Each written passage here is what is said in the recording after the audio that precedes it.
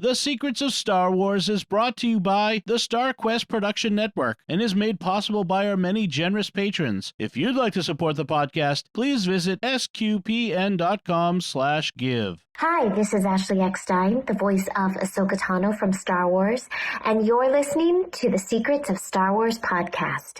May the Force be with you. You're listening to the Secrets of Star Wars, episode 126. Hello there. It's a power that Jedi have that lets them control people and make things float. Impressive. Every word in that sentence was wrong. Help me, Obi-Wan Kenobi. You're my only hope. This station is now the ultimate power in the universe. I find your lack of faith disturbing. It's against my programming to impersonate a deity. That's not how the Force works. Force is with me, and I am with the Force, and I fear nothing. Remember, the Force will be with you, always. Hello there, everyone. I'm Mike Creavey, a.k.a. Old Ben, and you're listening to The Secrets of Star Wars, where we talk about everything connected to that galaxy far, far away, including the deeper themes and meanings. Just a reminder to please be sure to share the podcast on Twitter or Facebook, and let us know how we're doing by leaving us a review. Spotify also allows you to rate podcasts, so please give us a 5-star rating over there, and that helps us get seen by more people who would be interested in listening to our show. With the rapidly, unfortunately, but not so rapidly, approaching release of the much-anticipated, we'll talk about that, the much-anticipated Andor live-action series on Disney+, we thought it would be fun to take a deep dive back into the 2016 Rogue One Star Wars story film. So joining me tonight to unpack this film are Mike Denz, welcome. Good evening, or good afternoon, depending on when you're listening. Right. And Thomas Sanjurjo. It's great to be here. So I don't have anything, by the way, for the ham solo segment, I'm afraid, this week. I didn't need any lunch meat, but that's something next time, perhaps. But before we jump in, guys, it's just some news bits. The quiet part out loud that I just sort of brought up, Andor's delayed release. What's going on with this? What do you guys think about that? It's par for the course with the Rogue One group, right? Like they were rewriting and reshooting that movie right up until release date, I think. or par for the course for Disney's Disney Plus, with things kind of being pushed back or move around and movies being reshuffled. I don't know how much longer they might be able to blame things on COVID. That seemed to be like the standard excuse. Well, there was COVID, so we can't release things. And correct me if I'm wrong, but I feel like, they shuffle the deck a lot as far as the shows that we hope they'll make. There's rumors, and then they'll announce stuff. Sometimes they announce stuff and then they change it because of one reason or another. Whether that's just something didn't work out or there's controversy, whatever the case is. But I just was thinking about this. I can't remember the first time I heard, hey, there's a 12-episode Andor series coming out, and I want to say that was like way before COVID really hit hard. Like I feel like this thing has been on, its way to us for a really long time. Does that line up with what your guys' experience has been? Oh yeah, I think so. Yeah. Yeah, but that's when they were really hitting stuff hard with the last movie coming out. With the last of the Star Wars movies coming out, they announced a ton of stuff. And then they had to scrap a ton of stuff because The Mandalorian came out and they were like, oh, wait, that's the cash cow right there. Let's go with that one. Yeah, because I feel like this one, I don't remember exactly the timeline, but I do feel like Mandalorian was like brand new or maybe not even out yet when this one was already being like, this thing's coming. And I don't know. I mean, from the trailer, I'm very excited. This particular episode recording tonight is going to be a little ahead of what it was intended to be, because the idea was we would release this, just have a few weeks, and then Andor would start coming out. So now, when you're listening to this, if you listen to it when this is first coming out, you got a little over a month now, probably a month and a half, maybe for some people. So if you're wondering, why are they releasing a Rogue One deep dive now? Shouldn't they wait? It's like, it's not our fault. It's Disney's. We decided this before they pushed it back. But we had no COVID delays. We were go right into it. So we got that. And then also the other news thing I just had, of course, Bad Batch is, as far as we know, still coming on the 28th. So We don't know yet, again, at the time of this recording, exactly how we want to pursue that. We've got a couple ideas of how we want to go about that, but looks like we're really going to focus in on Andor, probably, since that's just such a big, live action production, and we'll see about Bad Batch. So more to follow on that. Great. Yep. So guys, let's just go ahead and jump in here. Rogue One deep dive. I wanted to kick it off and just, jump to you guys and get your sort of... I mean, it's almost 6 years since it came out. That's not a huge amount of time, but I think that's long enough to kind of get, a broader perspective on the impact of this film and to get a little nostalgic about it. So why don't you guys just want to share a little bit about your own experience of Rogue One and how it's kind of holding up as time passes? I love this movie.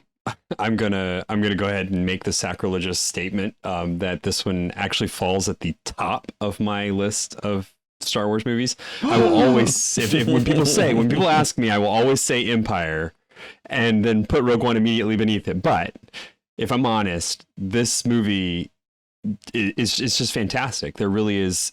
I think the weakest part of this movie is the Guardians of the Whills, and not for the fault of the actors or the writing or anything. It's just in the midst of the rest of the movie, that part is kind of lackluster for me, and that's saying a lot because I love that part. So we'll talk about that, I'm sure, as we go through this. That it's an amazing part of the movie, but as it sits in the rest of this movie, it is. And there's just so much fantastic stuff happening here, and we'll talk about some of the Easter eggs and stuff too. Yeah. I think my favorite moment though in watching this movie originally, because I watched it with my kids, and we were sitting watching it, and there's the battle over Scarif is one of the most intense parts, and you get that brief moment where there's the red team, the red squadron flying in, and Red 5 gets shot out of the sky, and my kids are like, oh, that's how Luke got his call sign. Like, yeah, poor guy. And then the other, but my absolute favorite moment was watching this one, and when Blue Squadron dives into Scarif, and my son goes, Blue Squadron? What's Blue Squadron? And I'm like, yeah, buddy, because you kind of know where it's going from there, right? Yeah, I was just trying to remember, this came between episodes 7 and 8, right? As far as its release date. So it was one of the early, what's Disney going to do with Star Wars? How's this going to be? And I think overall, it's definitely, I can't put it, I'm too old to put it up there with the original 3, but it's for me, it's number 4. It's, and I have a certain allegiance to Lucas's storytelling and vision, but not necessarily how he did the prequels. And there was such a beautiful simplicity to the cinematography in this movie. Just like, we're just going to show you a Star Destroyer and how it comes out of the shadow. And then behind it, we're going to show you how the Death Star comes out of its shadow. And that's it. It was just this black, gray and black, a really long shot of that. And I loved it. And the dish is going into the Death Star, the prime weapon and everything. And it's just that kind of simplicity where, it was kind of like the, I don't know, mother of invention or whatever, like, back when Lucas could only do simple shots. It's when you really long for those simple shots without all the little things running around in the background and all this stuff, like the ultimate in too much for me was the opening battle scene in Revenge of the Sith. It was just like so much. It's like, oh, come on. I mean, just bring me back to A New Hope with the last, X-Wing, Y-Wing, TIE fighter battle, and you can just appreciate everything. So it really brought me back. If they were going for nostalgia, they got me. I really love those big wide Empire kind of shots that they would put forth. So that's what I think of when I think of Rogue One. The first thing is just those beautiful space shots of Star Destroyers and the Death Star. Simple, but that brought me back to the first Star Wars. Yeah, so my oldest daughter was born, so we have 2 daughters. Noella's 5 and Renata's 2, and Noelle was born 10 or I guess 11 days before Rogue One came out. So that like Rogue One, so that was my first like kind of outing. And we got the baby at home, and it's like, "Are you sure?" It's like, "Yeah, it's fine. You can go." I was like, "Oh, really, hon? Are you sure?" She's like, "It's really important to you." I'm like, "Yeah, no, I need." So I go and I get there, and I'm like, Tales of a nerd first time. Yeah. Oh my gosh. Yeah. So this is deeply ingrained in my mind, and I'll never forget. Like, spoiler. By the way, I don't know if spoiler alerts. Like, if you haven't seen Rogue One and you're listening to this podcast episode, like, why would you ever do that? So, spoiler alert, everybody. But when Galen gets hit by the rebel, sort of friendly fire, and he's laying there, and Jen runs over and she's with him, and just that brief scene, I absolutely lost it. Like, I wasn't like shaking in my seat. Like, I don't know if anyone around me knew it, but I'm like totally like my face is soaked in like tears because I'm like, this is a girl, this is a daughter, like it was the most ridiculous, like seeing Star Wars, the first Star Wars as a dad. Actually, I think the first Star Wars I saw as a dad was, I think we watched, she wasn't sleeping well, and I'm like holding her, and she's tiny, and I put on Force Awakens, which of course isn't great because there's patricide in that movie. Right. So like I'm sitting there. So that was a fun like 10 or 11 days for me of like Star Wars and Noelle, and she's a fan now. So we started early. Excellent. But yeah, I just, and I agree with what you guys said. I mean, as far as the ranking of this, it's just interesting because I'll put myself out there, and I know a lot of people agree with this, but I know a lot of people don't. So fair enough.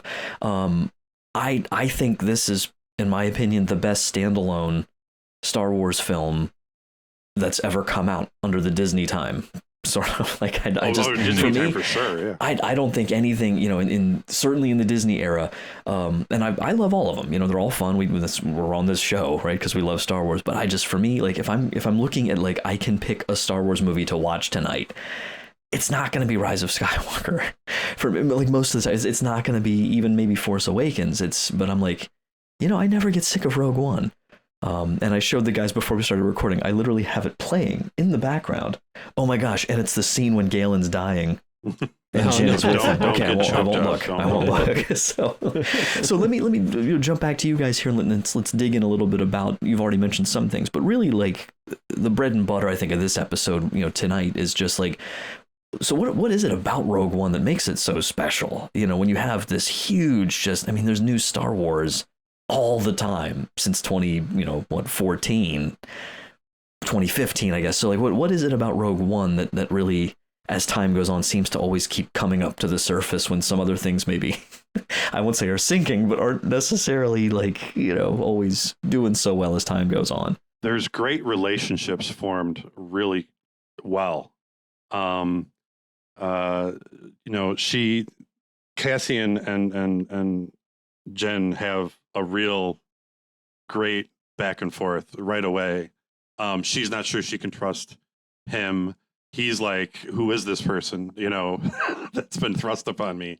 That we, he brought her in, and now he's got a thing. I mean, he broke her out of jail. How well can he trust her? And she's got her own gun, and she's coming on the ship and everything. And then K2SO.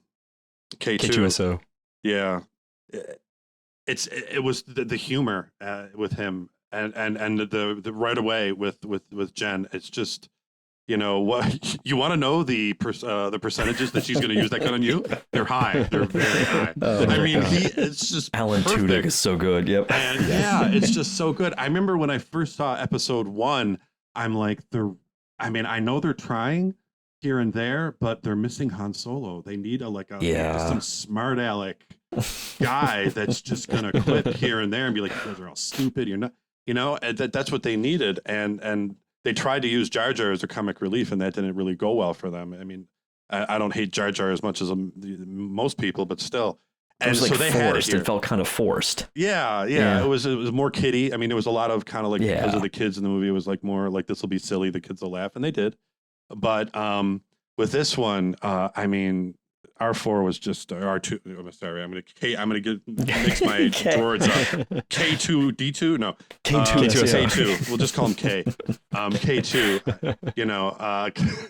He was my favorite character. I mean, I think I choked up when he died. It's just like he was so good, and I just recently was watching it and enjoying when he shows up and like she shoots another droid and he's like, "Did you think that was me?" and then like he smacks Cassian and like, and there's a fresh one if you speak of it. I mean, he was just he's so bad at trying to like blend in. Like, I'm taking him to the prison. I could blend in. Yeah. Well, and I think he's the first droid that has really talked about his feelings too. And I thought it was great that the line that they threw to him was, "I have a bad feeling," and they stop him before he gets to say the line, right? But he actually talks about having a bad feeling about something, and that's not something that droids are normally in for. So that was a really cool take. I think for me, the thing that made this movie was there's like three pieces that make this movie what it is. First off, it is part of Episode 4, A New Hope, and it is literally just the scroll. If you just take the scroll, yeah, exactly. Yeah. It just explains that. So it's delivered in that sense of being part of Episode 4, which is fantastic. And in that, they do two things really well. One, they tell the war story that is not told in Episode 4. Because Episode 4 is the story about this farm boy being dragged into this rebellion, and you get a sense that there's a war going on, but you don't ever see the war other than him flying an X-Wing into the trench.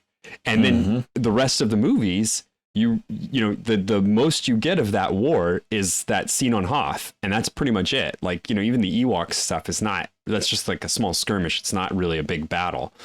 And so what we see here is like the real like facing of different navies and of an actual military execution inside of this setting. And so we actually see the Star War going on here. And to me, it's a big deal. It's something that we haven't really had.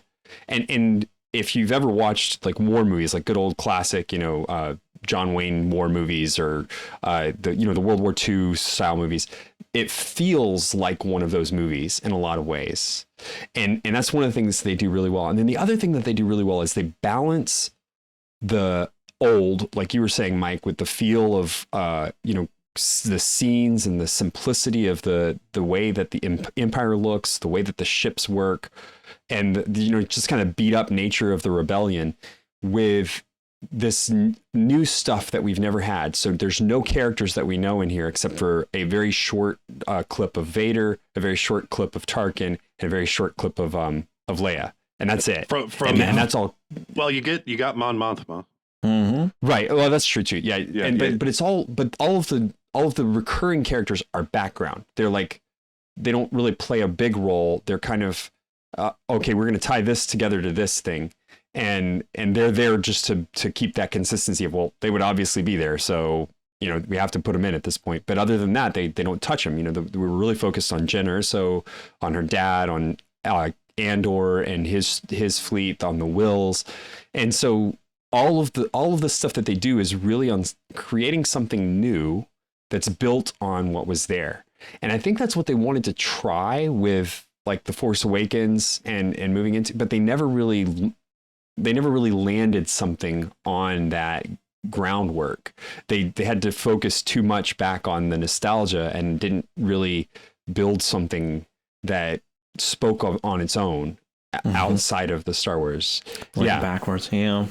One of the things too you could think of is, if speaking of a standalone movie like that Mike said, if you're coming in and you're just seeing Rogue One, you've never seen a Star Wars movie before, it would play to you similar to A New Hope in the sense that, okay, I can see there's good guys and bad guys.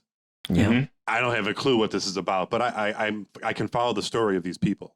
So you get attached to Cassian and Jen and K2 and them and follow them along. But what is this about? Similar to, you're like, okay, there's a princess. She's obviously the good guy. She's wearing white. You got the evil bad guy, and that was intentional on Lucas's part. I'm not going to tell the story of the rebellion versus Empire. It's just the setting that is in, and you could look at Rogue One the same way, but we're informed, so we're like, ooh, there's the rebellion. Right. They're back on Yavin 4. There's the guy in the tower. I wonder how he gets down. The rebellion. He points the little gun at the ship. I guess that's a telescope. It must be a telescoping thing, because why would he be up there? All that stuff. We recognize that, where someone else would be like, oh, okay, those are the good guys, I guess.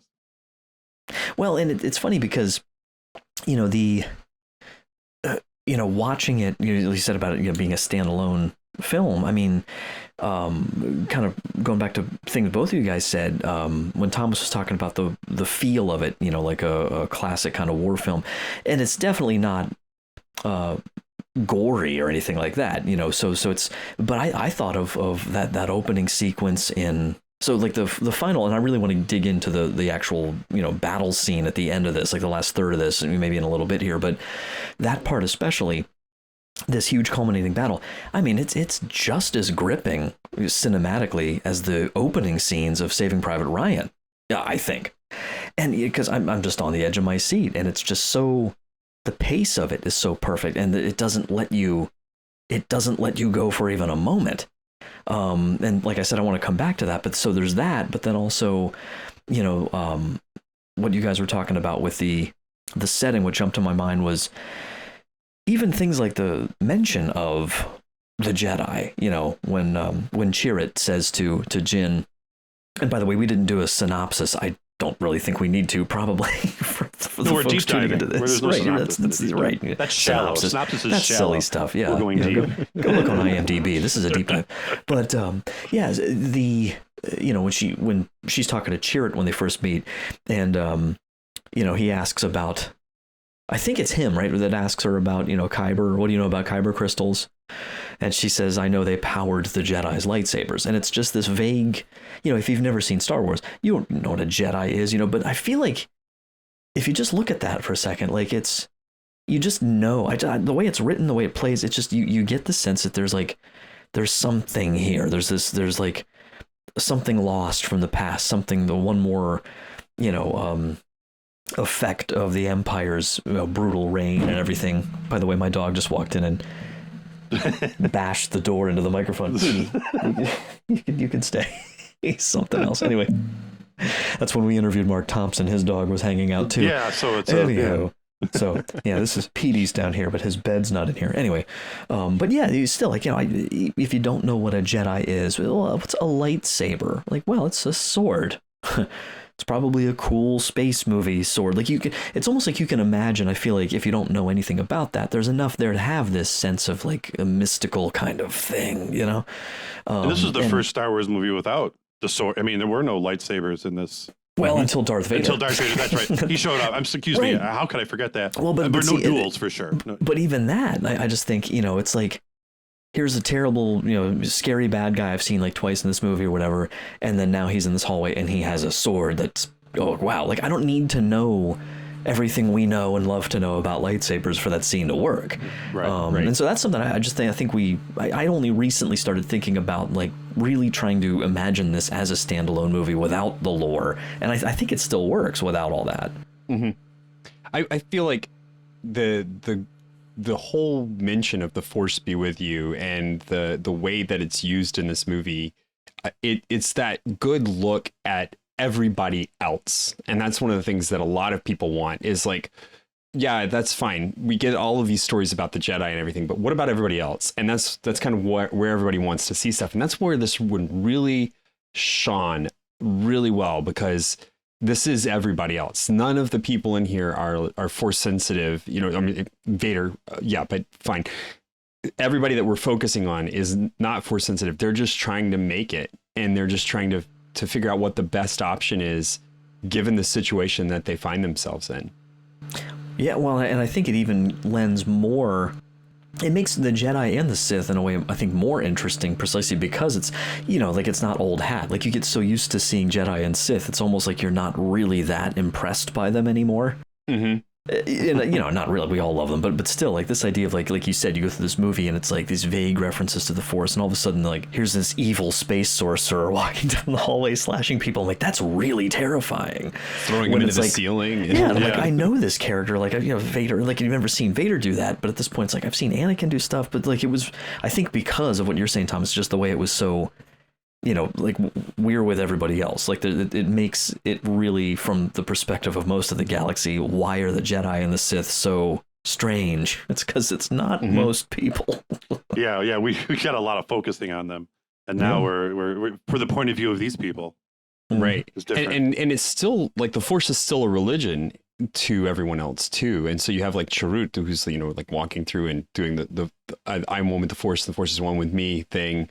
And it really kind of puts into perspective from a Catholic point of view too. Like when you go back and look at this, the Jedi are like saints, and everybody else may follow the religion of the Force. You know, they're saying all the things like the Force be with you and all this kind of stuff, but they're not as fully in it as these guys who are really empowered by the Force and able to go on. So, you know, if you can imagine, this is like watching Francis of Assisi and all of the people that he's hanging out with, right? And this is the story of all the people that he hung out with, not Francis himself, you know? So it's interesting to see that, because you see that they still attribute a lot of stuff to it. There's a lot of their identity tied up in it, even if they're not Jedi.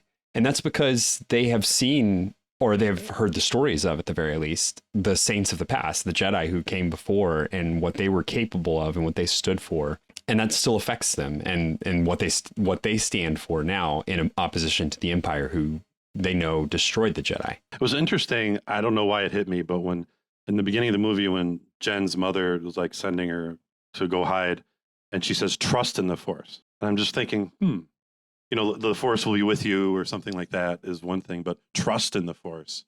I'm trying to think if that's something that Ben told Luke. You know, he's like, when he was turning off his Navi computer at the first movie or something. But I was like, trust? Because you trust in a person, and the Force is right. Like, because it's also like, use the Force. Use the Force. Yeah. That's what he would tell him. I should have asked Ben. Yeah. What did Ben say? So it was interesting. And I'm just trying to think of, does that make sense? I guess it did. And it did. I mean, as I thought about it, it makes sense, because you want to trust in what the Force is guiding you to do. Well, and it's funny because I wish Father were here, because he would know this right at the top of his head. But the Jedi, like I look at so Chirrut, you know, so he's blind, and he uses, like, in some sense, you know, like, connects with the Force, or is at least attuned to the Force enough to shoot down a TIE fighter, like, in the middle of a rainstorm. And yet you have, like, Kit Fisto instantly gets stabbed to death by Palpatine, and who's the one that, like, Jango Fett shot? That's like the most unceremonious, like lightsaber, and Jango Fett just shoots him and he falls, you know, and he spins it and puts it in his belt. Father would know, but I'm always like, that's gotta hurt, you know, like that. These guys you're imbued with all of these powers. You're full Jedi who can see, and okay, well, everybody has a bad day, you know, but let me ask you guys too, maybe like just jumping around a little, because with the war theme, I think, like, I want to see what you guys, your impressions of Saw and Forrest Whitaker's Saw Gerrera, because I'm particularly, like, thrilled. I had hoped and assumed he might make an appearance, but we've officially seen him in trailers now for Andor, reprising his Saw Gerrera role, and that's, I believe, if I remember correctly, that was the first, I think that was the first animated character, like a character in Star Wars who had been only animated, who then made a live action appearance, not the other way around. I think it was Saw Gerrera at that point, because he had appeared in, I think he was in Clone Wars, and he was in Rebels. Actually, Boba Fett first appeared as a cartoon. Oh, yes. Oh, okay. Lest I forget. Other than that, though. Yeah, other than, you know, in the new era at least. But so yeah, what your guys' take on his character? I thought he was interesting. It was a weird fit because of where it fell in the story. But it was really good at expanding the idea of what the rebellion was. And I think that was really important to go, okay, yes, there is this official rebellion that's happening, but then there are also many people who are fighting against the Empire that don't fall under that flag. And, you know, even if you don't know anything about Saw Gerrera's character outside of this movie, you know that he is that he's not doing things the way that the official rebellion is doing things, and you get that sense that he's one of those unsavory characters you have to work with when you're on the fringes of doing things. That was really, I don't know how much I remembered when I was watching Rogue One for the first time. I think I kind of learned about more of how he was in not Rebels, Clone Wars before. Because I didn't see all the episodes of Clone Wars straight through, and so anyway, it was a little more comical. I don't want to say comical, but like when they did the musical cue of him pulling his oxygen mask back down, I was like, was that supposed to be scary, or am I supposed to laugh at that? Because that was a little weird. Like, oh my gosh, his oxygen mask just got pulled back into its loop. Borderline dark helmet from Spaceballs, kind of exactly. I was like, were they serious? I'm not sure. Because it's like Vader parody almost. Yeah. Yeah, and there definitely was. Like, I breathe out of this thing, and he has all this equipment and stuff, and so. There was that, and then there was I forget what it was called, but apparently the pilot knew that what he said he was bringing him to didn't sound good because he repeated it. Like, what was that creature that could read your mind called? The Borgullet. Borgullet, yeah. He's like, Borgullet? And then there's this thing, I'm like, there's a Jedi trick where you can read minds that seems much easier than what's going on right here. But anyway. And then I thought it would have been better if he was trying to escape, but he maybe gave himself up so other people could escape rather than him saying, yeah, I'm done. I don't want to, I really like this cave and I'm just going to stay here. I thought his death scene was just like, I may be in the minority, but his stuff was my least favorite part of the movie just because it didn't seem. Well, it's not in it for too long. No. Luckily he does die. The thing is, I don't know if it's because I'm trying to think now. I don't think I really was super familiar with, or I didn't do the whole watch through Clone Wars until I think after I had seen Rogue One. Because if I remember correctly, I don't think it was on, for a long time I didn't have access to it, back when you actually... Well, then again, now everything's we're just creating all these streaming services where you don't have access to stuff. But when back in those days when Netflix had everything, and they first got Clone Wars, that's I think when I really started doing a deep dive into those. And I want to say that was 2018 or something like that I really started going through those in depth. And so I don't know. I think I knew who his character was, but I knew where he had been in the sort of timeline, but I hadn't seen him much. So I guess, he doesn't feature very enormously into it. He's certainly in that first quarter of the movie or third of it or so.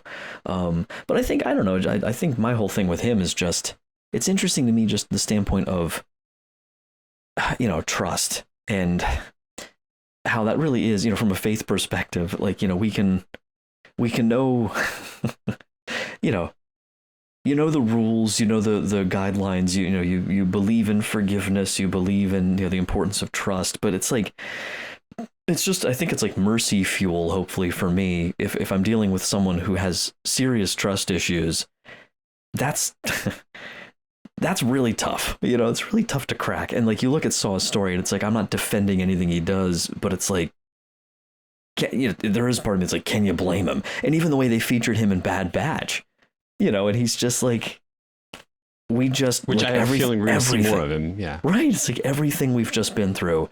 And now, it's just more of the same. And so you fast forward that guy 10 years down the road and he's just, I do love the desperation of just and he's weird too, right? He's he's losing it. He's completely, and he's just breathing and he's just did they send you to kill me? It's Saw, we don't have a lot of time. Can you just say, it's let's pick this up a little bit. So, what are you breathing in that? Yeah, what's in that? Nobody could do that better than Forrest Whitaker. Though. Oh my gosh! The casting was definitely the casting was perfect. Yeah. So nothing against Forrest. I mean, I love everything he's done. Yeah, but again, this comes back to a little bit of that. The places where this movie shines are the places where it strays from lingering on a character that's not part of the ensemble cast, right? So as soon as you start moving outside of that core cast, this movie starts to unravel at the edges.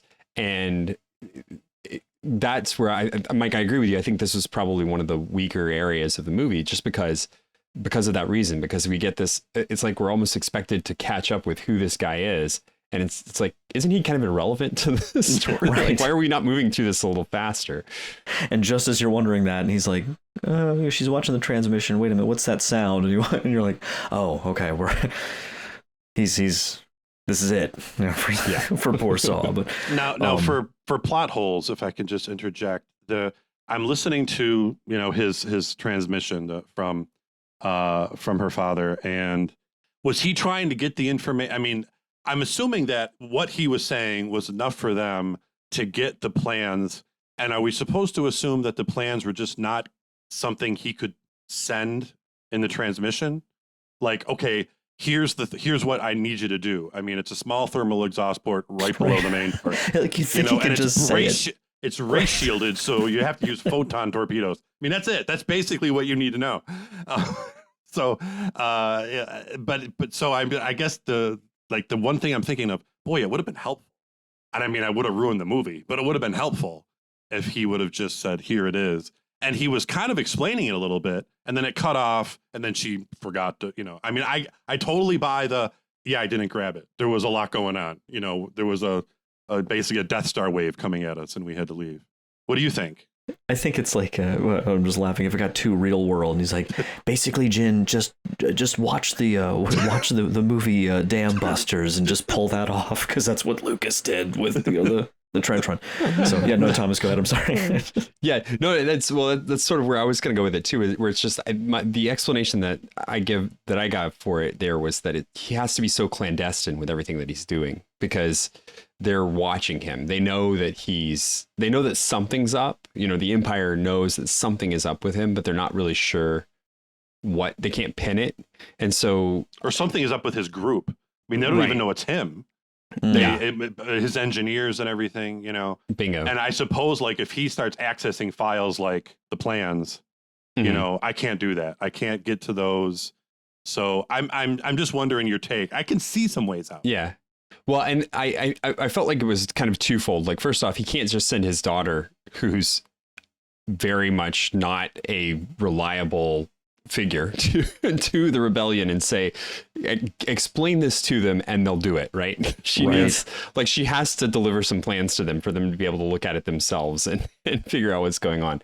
So I think he knows that. And then the other part is that he can't just deliver the message directly, because there's people watching him, and so he's trying to be as direct as he can with the message, but then also not give away what the challenge is, because as soon as he says what it is, they can go patch it, right? They can go fix whatever the problem was, and then that solution isn't there any longer. Right? Yes, I was thinking too, because he's, as it is, if anyone gets this specific transmission, it's just a love message to his daughter and reference that he has specifically screwed with this thing and created some sort of trap, and where they can find the plans to find out what that trap is. It's like everybody, so yeah, I think that's, he's going to make them work for it if they do find this transmission, and it might still have time to, the rebels might still have time to get it. Which, by the way, I don't know if you guys have seen, if you've seen the YouTube video that explains this, and that goes through like the process of how amazing this feat is from the other perspective of like, okay, so there's this, I can't remember the name of it, so I'll try and share the link with Dom so he can put it in the show notes. But there is this YouTube video. It's got some mild cursing in it, I believe, but it's essentially the Death Star engineers defending themselves after the thing. They're like, do you know how amazing it is to fit an exhaust port of that size on a space station this big? You should be kissing us. Just, we had to have some exhaust. Right, it had to happen somewhere. Come on. Well, that's like, the say what you will about Force Awakens, but even like, and I do love that movie, but I'm like, it's like, really, like, we have it's like, is there a thing we can, even Han in the movie, Han made fun of it. There's gotta be a way to blow it up. There always is. Han's right. I'm like, well, okay, like, it's like, sure, I enjoy it, but no, I think the other thing I want to ask you guys about here too is with other, like, I'd like to maybe shift to that battle at the end a little bit to talk about, not at the end, it's like, it is the last, it's like Act 3 of the movie. It's just that whole scene, and just a couple things I want to mention up front, and then just get your guys' kind of take on it, things you really like about it, or what you think they did well. I guess the casting must have been very interesting, because I don't know a lot of the details of it, but some of the research I was looking into, they did have an awful lot, I guess, of extras, or at least substantial amount of extras who were different representatives of the British Armed Forces, and so again, that reminds me of some of the things with something like a Saving Private Ryan or somewhere where, you know, you have the actors who might go through some sort of mini boot camp or training or something like that, so that they're not doing things that soldiers wouldn't do. Like, one of the things I always get annoyed about in like cop shows or any like military thing is like when, you know, they're all like flagging each other with like their pistols or rifles, and I'm like, stop doing that. Like, serious people don't do that, you know. We're walking around with the your finger in the trigger well, and just these things that right. You know, trigger control, man. That's right. And so things like that matter. Like, you know, when you want to do this, and I think I hadn't really known that before, and then like kind of looking back on it and thinking of that scene, I'm like, there's silly movie stuff in it too, of course, you know, but there's a lot of like good, you know, sort of tactical movements. There's very interesting sort of subversive, you know, maneuvers that they do as they're trying to infiltrate.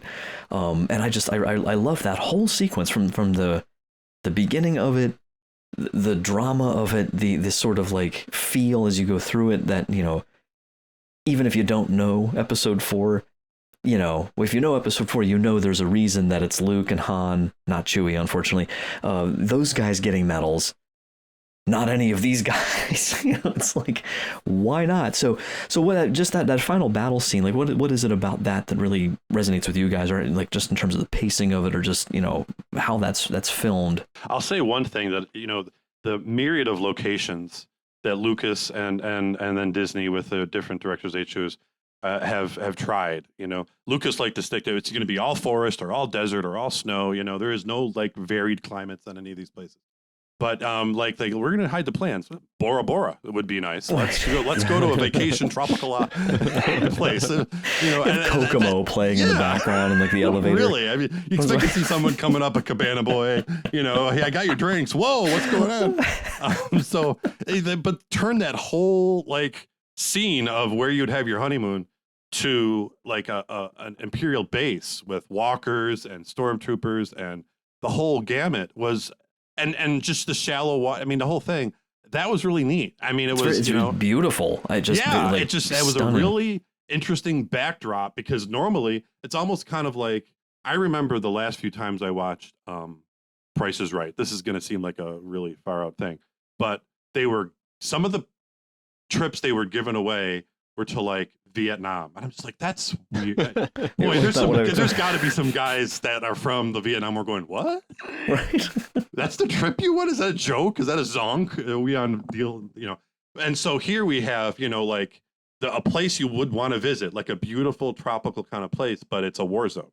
So it's totally flipping it around, you know. Oh, so but see, it's not a war that. zone. This is the thing. It's gonna be. Our view of it. In the movie, it is. But this is the Empire's rationale, right? We're going to give you the cush, boring job, and we're going to make up for that by giving you this, you know, the cabana. Yeah, we're going to put it on Bora Bora, the island of Bora Bora. So that was my first impression, and then the rest of it was like, with that backdrop, we're giving you like oodles of traditional style. We're bringing walkers back, stormtroopers all over the place. And we're going to do some homages to, hey, did you see that new T-16? You know? Yes. Yeah, little things like that. But, you know, and everything. When you say fast paced, like you just constantly fed. And if you're getting at all tired of this awesome land battle, we'll shoot you back up to the space battle. Yeah. It was great. That's, if I can just jump in, because that's one thing in particular that I really paid close attention to on my last watch, of like, everything is so just seamlessly edited, and it's just, and like the one, I think it's Blue Leader, I think when he gets shot down, that's especially like, you know, they're fighting in the dogfight and he goes down, and you watch it in this beautiful cutback and you see him crash, and then it's like people on the beach running, and it's just like the way everything is so perfectly seamless, you know, together is just incredible. And that's the kind of stuff that makes it feel like a really good war movie, right? Where the pacing is good on the battle, everything's happening all at once, and there's no sense of like, well, this thing happened and then this other thing happened, which a lot of the Star Wars battles bother me for that purpose, because, you know, they do have some things overlapping, but the timing is just very conspicuous on some of the battles, where it's like, really, that was really convenient that we got this cut to this scene at that particular moment, and they did have to happen consecutively. But this one, everything felt natural. Like when you did cut from that moment of, you know, Blue Leader going down to the stuff on the beach, it's like those guys were already fighting on the beach, and we're catching up with them, and it felt like that was a really natural transition. I love some of the technology that they're using too. Like one of the things that really was neat to me was the guys on the ground. They don't have walkers. You know, all the rebel guys, they're just dropped off out of ships. Here, go do it. You know, but they do, and they have the right tools for the job, because one of them pulls out a rocket launcher, right? Just like what you would expect. Okay, we're going against armor. So, you know, make sure you grab your surface to air missile, or your local, you know, your RPG or tank buster or whatever it is, you know. Well, the one guy, I don't know. I know Warwick Davis was in here somewhere. I don't know who he played off the top. Was he one of Saw's guys? Like, he's always around somewhere, or was he that little guy in the like the door gunner? You know, there's like a littler guy, like a door gunner. Oh yeah. Maybe and he's got this ion cannon and just totally wrecks the one walker and brings it down himself. I'm like. And then I'm thinking, like, the Hoth scene. I'm like, you didn't have one of those? Like, they nobody got all had destroyed. one. They were all destroyed. I guess so. That's on the right. planet, when, you know, that's right. That Blue Squadron, everything, all the way, all their. Good point. Plus, now we know. I mean, they were those TOs. I forget the model, but we now know from Kenobi that those speeders were modified sewage haulers. Yep. You use what you've got. Even with the AT-ATs in this one, they weren't AT-ATs, they were AT-ATCs. So they were advanced cargo carriers instead of troop transports. It was cool with the thing on the side. Yeah. And it made sense for this terrain, because, you know, what do they need them for? They don't need them to carry personnel around, so they just carry cargo from one place to another. I love Ben Mendelsohn. We didn't really mention him yet, but you know, he's so good in this, and I think I don't know. Has there been any mention of him appearing in Andor? I didn't hear anything about that. I haven't heard anything about him. But I just love, like, he's standing there in that shot, you know, and like the explosions just start going across the beach in the distance, and he's just looking and turns around and he's like, "Are we blind?" He's like, "Deploy the garrison." Like, he's just, "We're being bombed," you know, like, just they're so completely, you know, it's incomprehensible, you know, right, that anyone could have made it in. And there's a little bit of a Pearl Harbor kind of vibe to it, because we could say we're in Hawaii and like nothing happens here. We got a shield. I mean, we're so well guarded. We got all the garrisons, and then all of a sudden, what the heck, you know, with the sabotage going on. But I also liked another for the pacing and the feel. You had a real Mission Impossible kind of vibe, like, okay, we're going in. We got one shot. This probably isn't going to work, but it's the only thing we can do. This isn't even sanctioned. You know, we're rogue. You know, we're just going in, and that whole time, everything has to happen. And when one little thing, like he's running out and the cable's not long enough, you're like, oh no, this is one thing goes wrong, and everything's going to be, you know, ruined. And how they just, you know, keep getting past all that stuff, you know, there's tension. Even though you know that they obviously get the plans, it works. But you know, and that's the crazy thing is you know the end of this movie, right? You know, it's like Titanic. You know the ship's gonna sink, but they did it so well in this movie that you feel like maybe they get off the planet. I don't know. Maybe they make it. Maybe, how? And then when they finally do get the plans, you're like, that's great. But then how does it get off? Because they're still on the plane. So then they have to go and solve for that problem too. And you really do feel like every single moment of it, you're like, you know, they have to make it off. They have to get the plans out. But somehow this has to be doomed, because they don't get the medals when everything is said and done. So where in this, how are they going to figure this one out? And I love movies and books like that, where you know what the end is, but at the same time, you don't know how they're going to get there. And that's the journey. Is like, yeah. Well, and that's, you know, I think our show here tonight sort of has built into it occasional compare and contrast with other Star Wars, which of course always is a little dangerous, because everybody, and there's fans for all of you know, everything Star Wars. You know, some people like Resistance. I don't. We can still be friends. I just, you know, I'm not a fan of that show. But you know, I was just thinking, I think that was one of my biggest gripes with The Rise of Skywalker, as far as like, this is our big culminating, you know, juggernaut end the Skywalker saga, and it just wasn't honest with any of the stakes, in my opinion, because or they'd give you something like, oh my gosh, they're going to sacrifice 3PO. And I don't want them to sacrifice 3PO. And I said this before in one of our shows, I don't want Lando and Chewie to die in a kamikaze type attack with the Falcon. But it's like, you have, I just feel like with a movie like that, if you really want the stakes to be real, if you really want the emotional sort of connection with it, there's got to be some at least real sacrifice. And I think that's one of the reasons this movie, everybody dies. I'm not saying, that's this movie. I'm not saying that should happen with the other ones. That's what was funny watching it with my wife, because she hates that, so I think it was, who's the first one to go? I think it's, well, K2SO gets killed first. But then I think does Bodhi, it's like Chirrut and Baze, but it all starts happening really quickly. And I think, I think everybody except K gets blown up. It's all blowing up.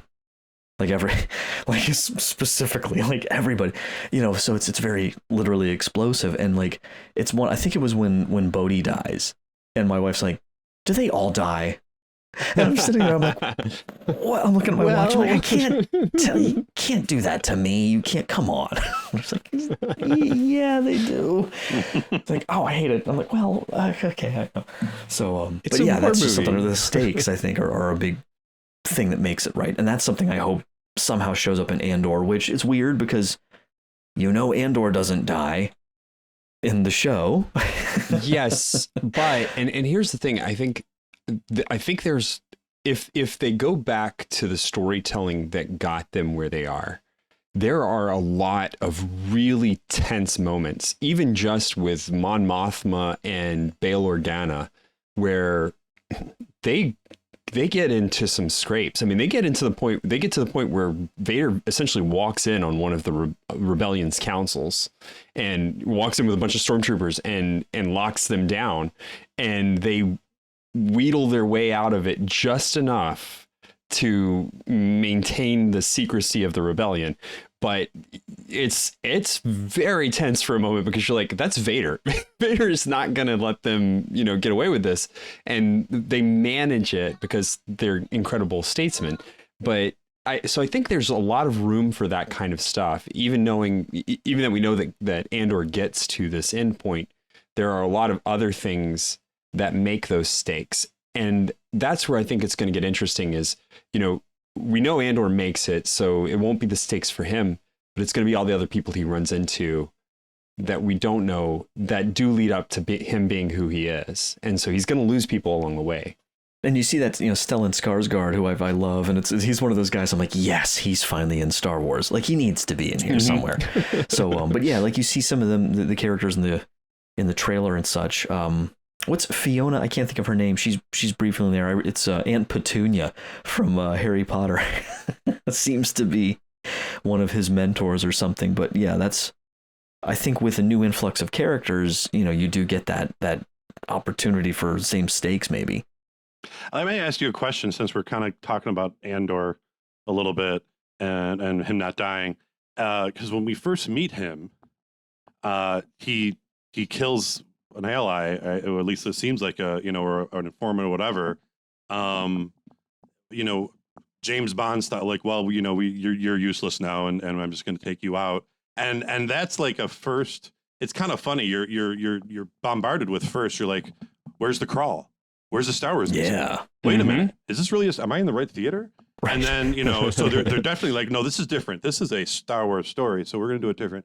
But then you have this guy who's a rebel, and he's like the main rebel of the show, and he's often his informant. So because he's just going to slow me down, he can't get away. It's better he might say something. What did you guys think of that?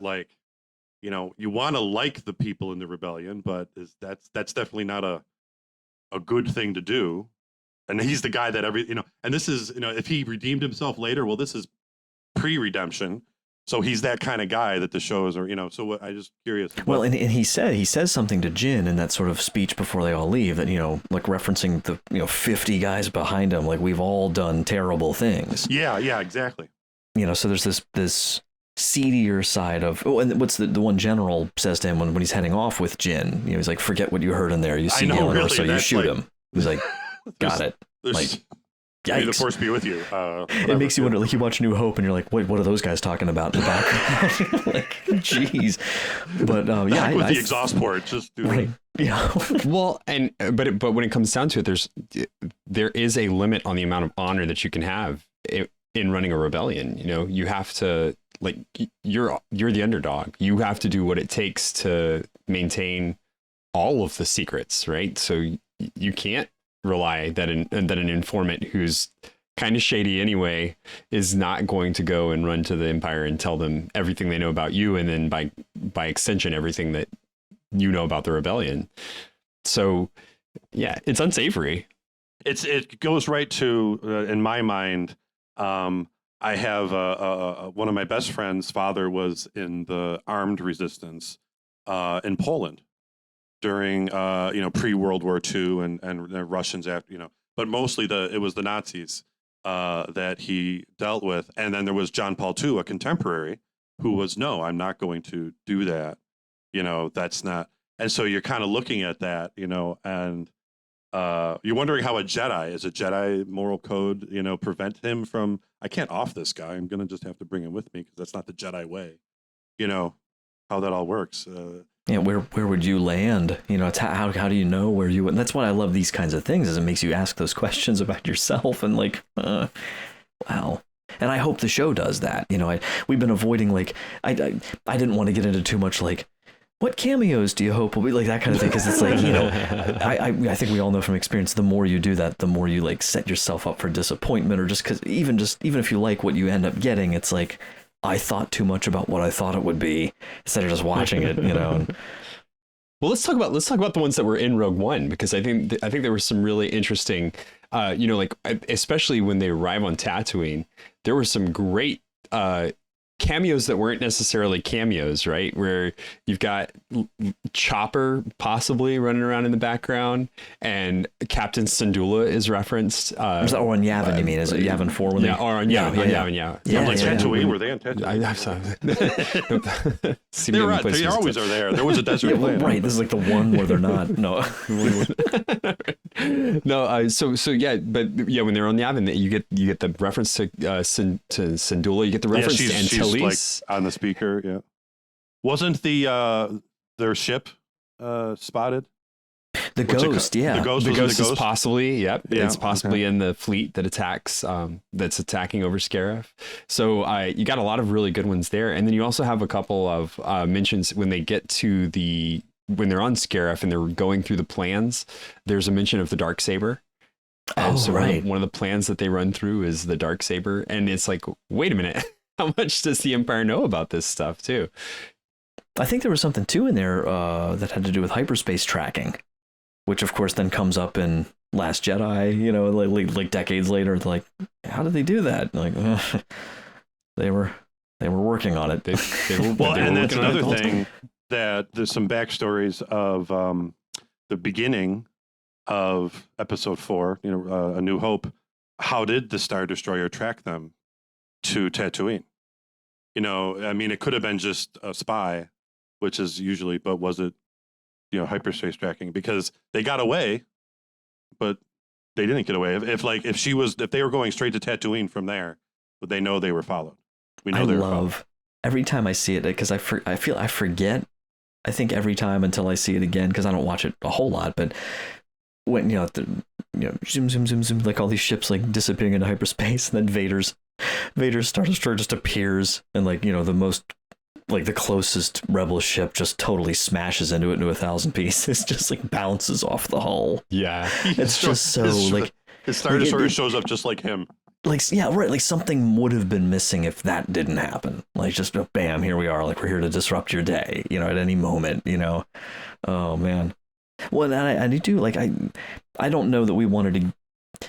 I don't know if there's any point to really getting into the whole like Tarkin Leia, CGI versus we could. I feel like we've talked about that before too. I don't know if you guys want to discuss that at all, or I definitely think they did. I think Tarkin was better than Leia, and I think it had something to do with they had a lot of data on hand or something. I forget. I read about it at the time, where something about like it was like Peter Cushing's estate or something. Like they had like a bust of him.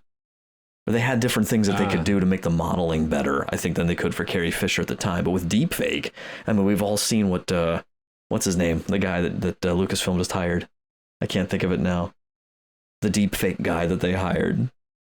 Oh, I don't know. I gotta go look at this up now. Oh, what's his name? It starts with an S. Was he doing Mark Hamill stuff? Or yeah. I'll find it here quick, but yeah, because he was, so this kid,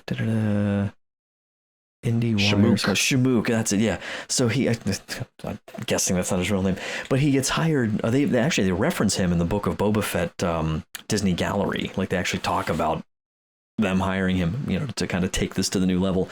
But that was, so this was like what 2016. So I don't even know where deepfake was at that point, but nowhere near. Yeah. No, I don't even think it was on anybody's radar at that point. He made that huge viral video about like basically fixing, Luke's appearance at the end of Mandalorian season 2, and he was doing other stuff like, and everything you'd watch, it's like, what was the Netflix movie with Al Pacino and De Niro, the Hoffa one. I forget the title of that. Do you remember what that was? I was about to say a different movie, but it's not the Hoffa one. It was the Jimmy Hoffa Netflix movie, The Irishman. Oh, yeah. Yeah. Mm-hmm. And so he deep faked that. He was deep faking everything and just like putting it side by side. And so one of them that he did, of course, was he redid this. So Tarkin and Leia are, way better, obviously, in his, but I still think it works, though. And I remember how I felt in the theater where I never imagined seeing that. I don't think they should have I think they should have, I don't know. They could have done a side shot of Leia. I think having her almost, it was too much. Just to the side. Yeah, they overshot what they were able to do. I can't remember. I think Tarkin, they said when they really went in on his face, it was shoddy. But the more he was in the background, the more he was in kind of the dark in the shadows. The voice was great. I enjoyed having him there. He was the perfect person to be the antagonist to Krennic, as far as just driving Krennic crazy. Well, I'm going to take this away from you now. Thank you for building it. Oh my gosh, that I just enjoyed those, those kind of things, and having him back. And it would have made no sense if he wasn't there, because obviously he's, him and Vader are the two guys that are the main bad guys in A New Hope. So if he's missing, it would just be weird. Well, and I think too, I agree with with the end. If they had just handed her the plans, and you had seen, they could have shot it so that it was the guy handing the plans to someone, and a hand takes it, and then you see her turn and him ask her, well, what is it? And she says, hope. And you just see the shot from the back of her head as they go into hyperspace. That would have been perfect. And I think that would have felt more correct than what they ended up with. But I think the Tarkin scene was really necessary. Yeah, right. You didn't even have to do CGI. Just have someone her shape with them. And if I remember correctly, I think it was just about a week or two after. I'm going to double check it. I think it was about a week or two after that came out. Yeah, it was the next week that Carrie Fisher died. So it was released. Yeah, it was. Mm-hmm. And then she died, I think it was December 27th. I just texted. It was just almost 2 weeks later. And so that was all, I think, I feel just with good sort of, manners, so to speak, when someone passes like that, I think the people who would have maybe been really piling on with reckless abandon on the internet probably backed it off a little bit, because it was it's technology, it'll come along, and but as sarcastic as she could be at times, it was clear when she really talked that she loved Lucas, she loved Star Wars, she was so proud of being Princess Leia. That was great. I think it would have even better if they would have had someone doing up her other bun as she was right. And I'm putting on, I'm getting ready for my hair. That would have been... I love, I just heard the detail recently that when she and James Earl Jones had a funny little, cameo thing on, I think Third Rock from the Sun years ago. And they had never actually met before, because he did all of his stuff in post and just in studio, whatever. But it was funny because apparently when they were walking up to meet each other, she just, puts her arms out and yells out, "Dad!" It's iconic. She's so good.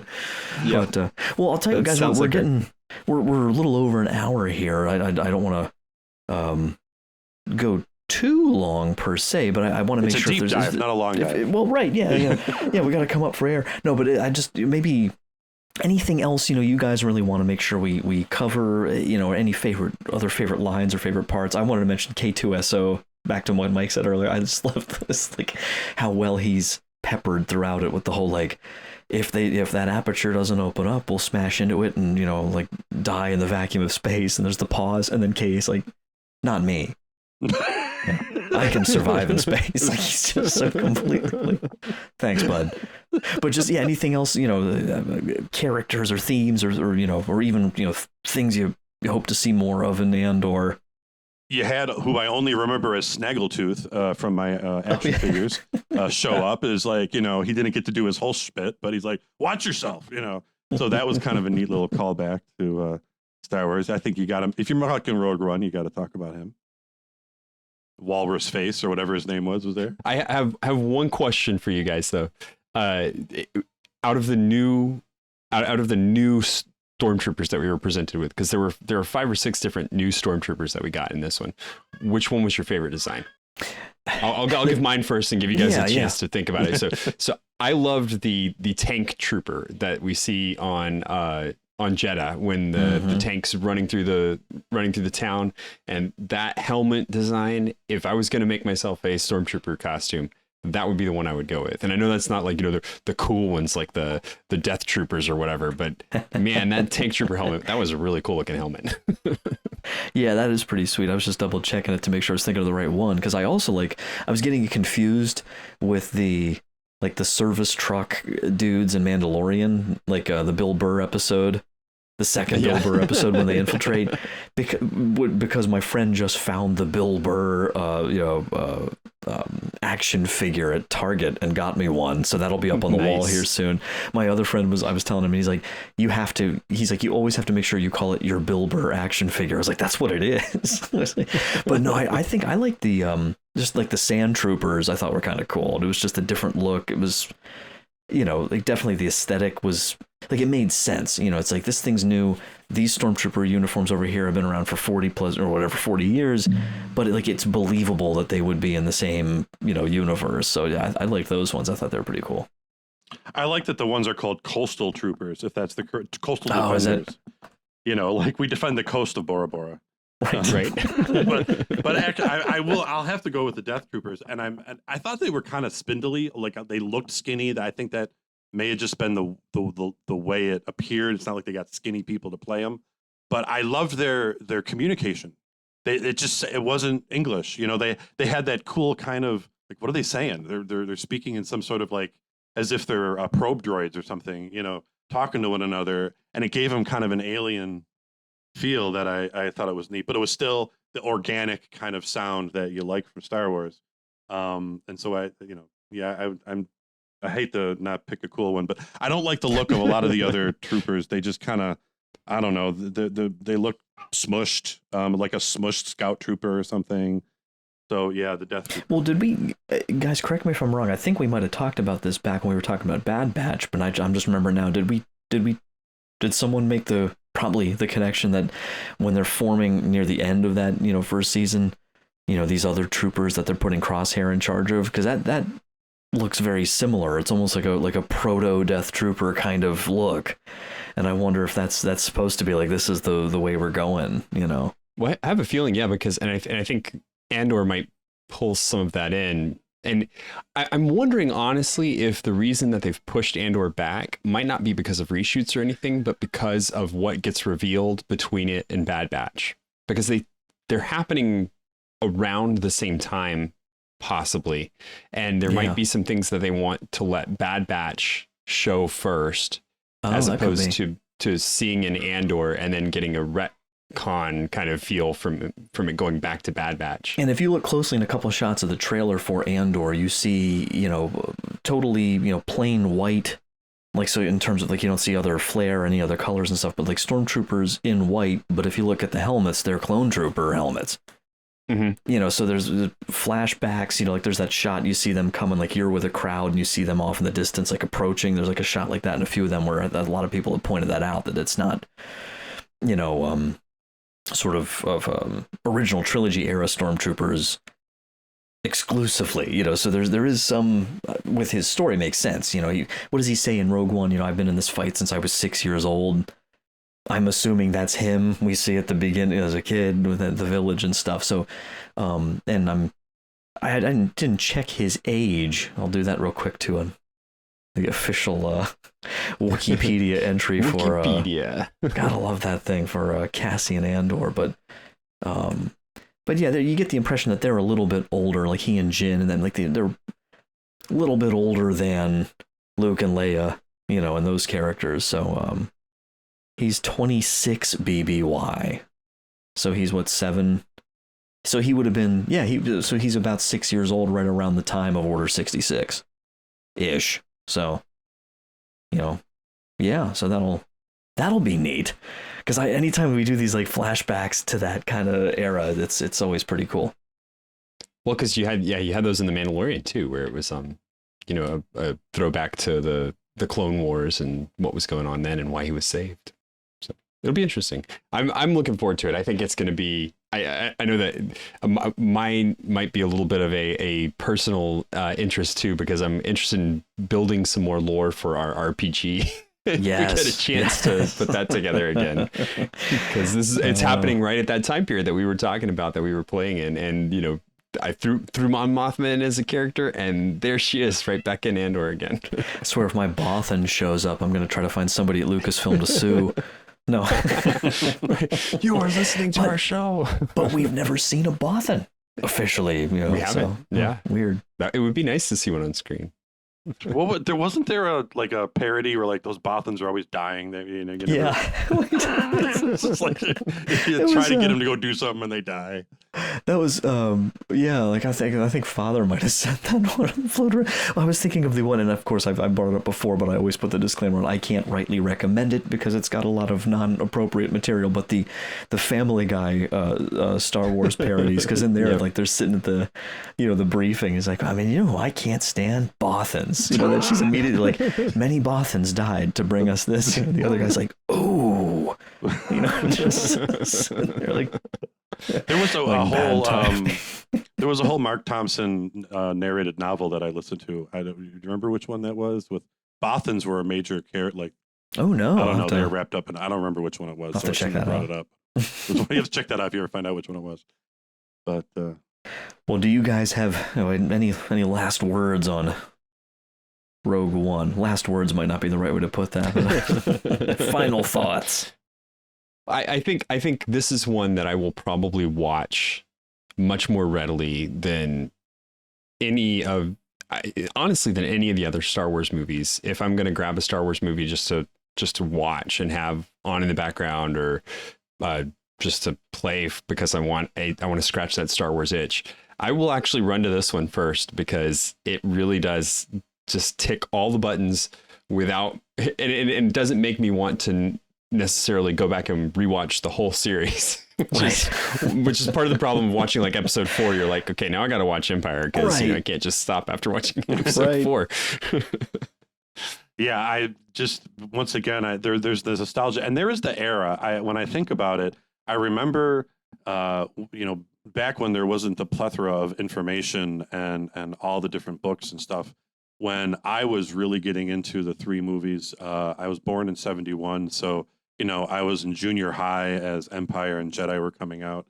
But really wondering, like, where did the Emperor come from? And there was a little bit in the beginning of the novelization of Star Wars that talked about Palpatine and stuff, but not enough. And I just really wanted to, like, what was going on? Where did that, what were the Clone Wars and all that? So the early Empire, like, after Revenge of the Sith, then we got Rogue One, and now we Kenobi fills in a little bit, but I want to know more of after the Clone Wars are over and the Empire is going on. It's just an interesting time period to me. I don't know if it just appeals to that nostalgia that I had when I was a kid or what, but when I see the Empire as it was like being built up and the rebellion as it's being built up to fight it, I'm fascinated by that. So this movie really kindles that, and I hope Andor lives up to the trailers, because the trailers look great. And we know we got 2 seasons of it, so that's pretty cool, and yeah. Oh, and Bad Batch, of course, is same time period. So like this fall, I think is going to be good for filling a lot of that space. Fans of the original trilogy for sure. So, all right, well, let me jump over here. That's it from us, at least for now. So listeners, what did you think of Rogue One? Please let us know. We'd love to hear your take on it. You can email us any feedback at starwars@sqpn.com or visit the StarQuest Discord community at sqpn.com/discord. You can also find StarQuest on Facebook at facebook.com/StarQuestMedia and on Twitter at SQPN, plus previous episodes of The Secrets of Star Wars by visiting sqpn.com/Star Wars. We'd also like to take a moment to thank our patrons who make it possible for us to create The Secrets of Star Wars, including Taylor H., Kent L., John C., Claire P., and John H. Their generous donations at sqpn.com/give make it possible for us to continue The Secrets of Star Wars and all the shows at StarQuest. You can join them by visiting sqpn.com/give. Last but not least, be sure to follow The Secrets of Star Wars in Apple Podcasts, Google Podcasts, Spotify, your favorite podcast app, or on the SQPN YouTube channel, where you should hit the bell to get notifications. We'd really appreciate it if you'd please take a minute to leave us a nice review and rating on Apple Podcasts, and share the podcast with your friends to help us grow our community so we can reach more listeners. Oh, and don't forget to order your very own Secrets of Star Wars t-shirt / phone case / whatever you want over there at sqpn.com/merch. So we'll be back in 2 weeks for another visit to that galaxy far, far away. So mark your calendars, because you will definitely not want to miss it. So until next time, Mike Denz, thank you for joining me and sharing the secrets of Star Wars. And just from the cheese line of Vader quotes, be sure not to choke on your aspirations. Yes.